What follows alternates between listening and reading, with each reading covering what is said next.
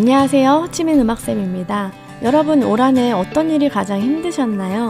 사람마다 각자 자기만의 어려움들이 있고 그 어려움을 느끼는 포인트가 또 저마다 다르잖아요. 저는 호치민에서 지낸 지 벌써 10년이 흘렀고 대체로 만족하며 지내지만 가끔 정말 견디기 힘들다라고 느낄 때가 있는데요. 오늘은 제가 베트남 호치민에 살면서 정말 힘들다고 느낄 때는 언제인지 그 부분에 대해 이야기 나눠보려고 합니다.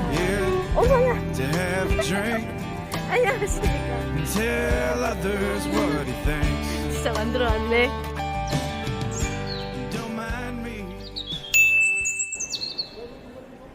기본적으로 호치민 거주의 단점이라고 하면 느린 인터넷 속도라든지 벌레, 쥐, 도마뱀이 많은 거, 위생 문제나 수질이 좋지 않은 거, 소음 문제, 의료, 바가지 요금 등 여러 가지가 있겠지만 개인적으로 저한테 있어 그렇게 크게 힘든 부분은 아니에요. 왜냐하면 저 자체가 좀 느리고 둔감한 부분이 있거든요.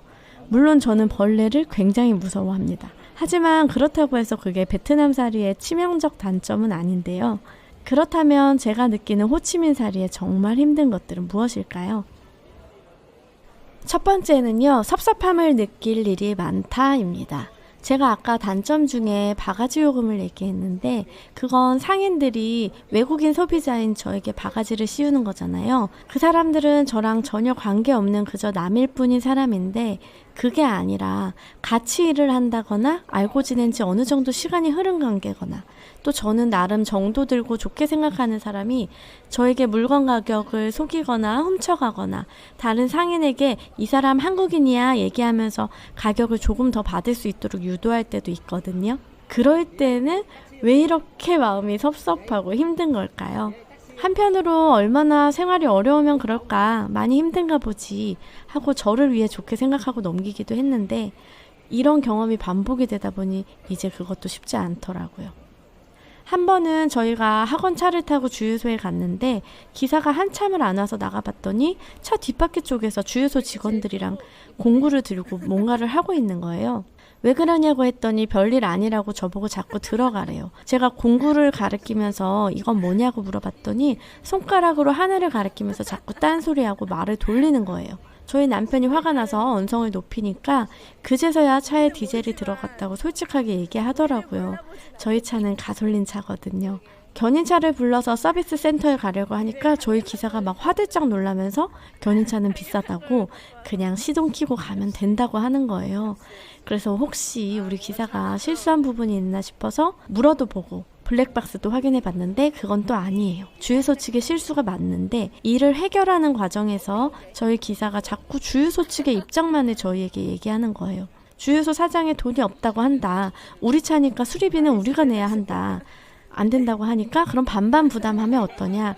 정말 너무 어이없고 화나고 서운하고 그렇더라고요. 두 번째 어려움은요. 뭔가 확실한 게 없다는 거예요. 비자로 예를 들어보면요. 비자에 관한 법률과 규정이 있잖아요. 이게 툭 하면 바뀌어요.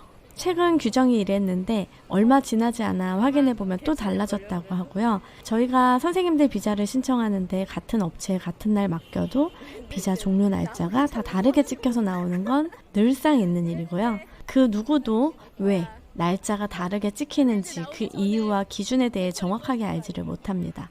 보통 비자 연장 신청이 들어가면 한 1, 2주 정도 걸리는데 어떨 때는 한 달이 넘도록 여권을 못 돌려받은 적도 있어요.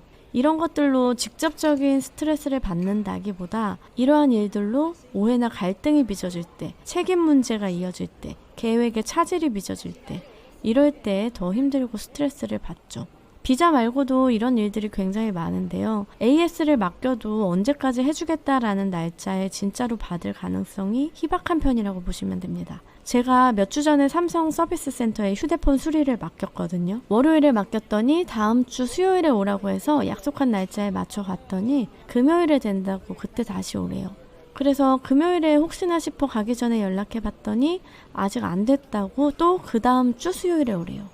아무리 큰 기업일지라도 아직까지는 결국 일은 사람이 하는 거 아니겠습니까? 정확한 날짜를 알 수가 없고 그때그때 자주 바뀌고 미리 연락을 주지도 않아요. 그때 가봐야 알 수 있고요. 많은 것들이 랜덤이고 운입니다. 느리고 정확하지 않은 일처리로 인해 피해나 갈등이 빚어질 때가 호치민에 살기 힘든 이유 두 번째였고요. 마지막 세 번째는요. 강사 구인이 까다롭다는 점입니다. 저는 2016년부터 지금까지 호치민에서 음악학원을 운영하고 있고 보컬, 피아노, 기타, 드럼 등 여러 악기와 댄스, 요가 등을 수업하고 있는데요. 요가 클래스를 제외한 전 파트의 선생님이 전부 한국 선생님들이에요. 그런데 저희가 베트남에 살면서 한국에 있는 지원자 선생님들을 수시로 면접 볼 수 있는 상황이 아니다 보니 구인 기간을 정해놓고 그 기간에 들어온 지원 서류들을 검토해서 1차 서류 심사를 하고요. 이후 전화 통화 후에 한국에서 최종 면접을 진행하는데요. 그렇게 해서 뽑힌 선생님이 여기 와서 잘 적응하고 만족하며 지내면 참 좋은데 그러지 못할 때는 한국으로 돌아가게 되는 상황이 생기기도 해요. 그럴 때마다 저희는 다시 한국에 가서 면접을 보고 그러다 보니 비용도 많이 들고 한국까지 가는 시간과 체력 소모도 너무 큰 거죠. 여기까지 지극히 개인적인 베트남에 살기 힘든 이유 3가지에 대해 이야기 나눠봤는데요.